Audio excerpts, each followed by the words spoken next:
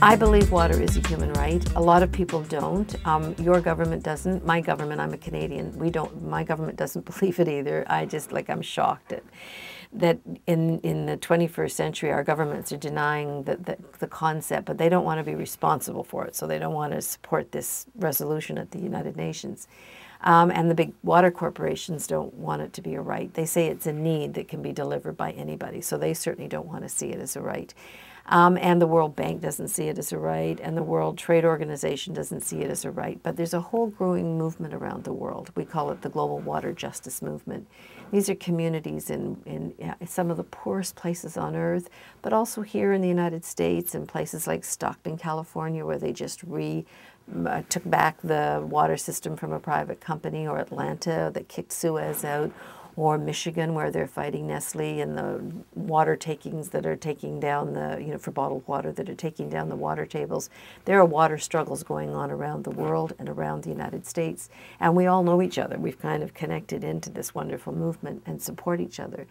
And we deeply believe that water is a human right and not a commodity. And actually, we call it part of the commons. That when you're born, you have certain inalienable rights. You have the right to air, clean air. You have the right to clean water. No one should be allowed to deny you water because you can't pay for it. It's just one of those things that you are given as a citizen of the earth, as one of the species. I also think other species have right to water. If we don't protect water for nature, other species are going to die. And if we don't care about them for themselves, we should care about them for us, because we are dependent on a chain, and we won't live if the chain doesn't live.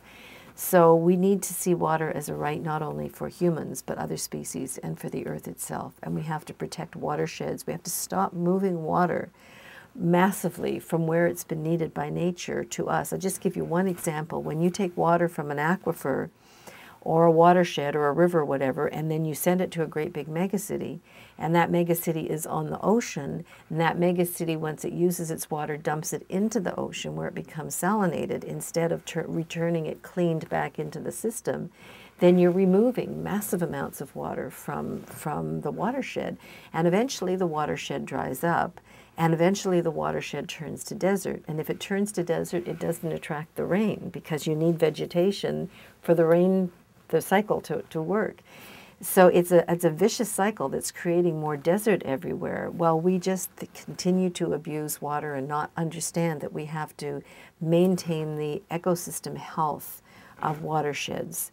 And in fact, we have to bring back rain. I'm working with the scientists who talk about the right to domicile of a drop of rain, which really took me a long time to get my head around. Like, what does that mean? Well, you have to protect the actual rain cycle. You have to protect the hydrologic cycle, because it also is vulnerable to our mistreatment of it.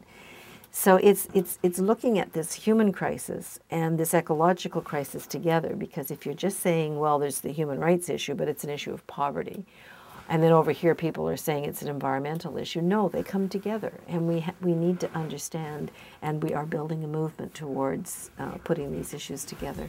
It's a long slog, as you can imagine.